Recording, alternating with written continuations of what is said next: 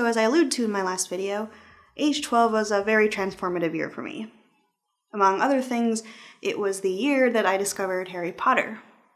And it's not an exaggeration to say that Harry Potter changed my life for the better. I was always a very quiet and shy kid in school, but before Harry Potter I was especially hopeless. And so one day I was in the library and I saw the cover of the third book, which had just come out, and all of my classmates were really excited about it because apparently they had heard of the books and I hadn't. After looking at the first 3 covers and looking at the beautiful artwork, I said to my mom, "Can we buy these first 3 books?" And so we did. I read through all 3 books in one weekend. I was so immersed in the world, not just because it was fantastical, but because I connected to Harry's story on such a deep level. Here was this kid who, for the first 11 years of his life, didn't really feel like he fit in anywhere. And he had very few friends, and then all of a sudden he discovers this magical world where he not only fits in, but he's embraced. I didn't realize until much later how closely my own story would mirror Harry's. Before Harry Potter, it wasn't cool to be a nerd. And then Harry Potter came into my life and everything changed.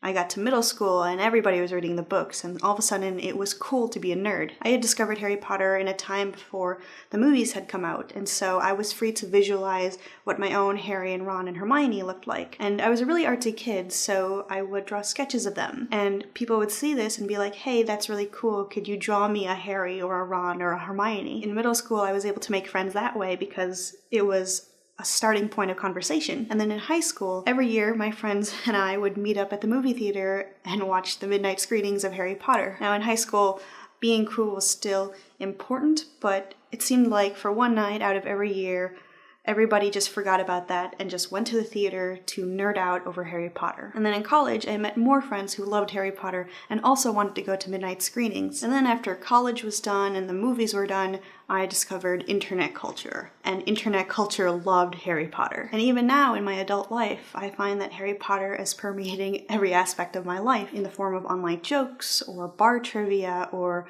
my phone even autocorrects seriously to seriously. Just as Hogwarts gave Harry a home where he could embrace his true self and find friends who loved him for him, Harry Potter helped me embrace my true self, my nerdy self, and find nerdy friends. It's changed my life for the better. But now I want to know, did Harry Potter change your life in the same way it did mine? Or is there a book or movie or some piece of media that shaped your life for the better?